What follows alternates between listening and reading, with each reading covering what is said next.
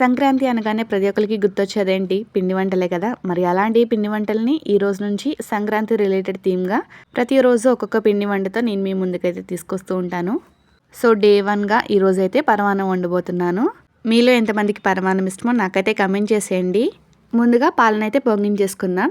పాలు బాగా మరిగిన తర్వాత కడిగి పెట్టుకున్న బియ్యాన్ని అయితే వేసేయండి.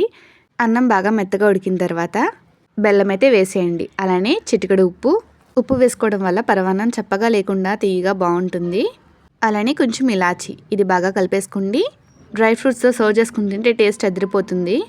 ఈ థీమ్ ఎలా అనిపించిందో నాకైతే కమెంట్ చేయండి. అలానే ఏమన్నా సజెస్ట్ చేయాలనుకుంటే తప్పకుండా కామెంట్ బాక్స్లో షేర్ చేయండి. సంక్రాంతి అనగానే గుర్తొచ్చేది పల్లెటూరు కదా, అందుకని నేనైతే ఇలా కొంచెం పల్లెటూరు వైబ్ వచ్చేలా అయితే క్రియేట్ చేశాను.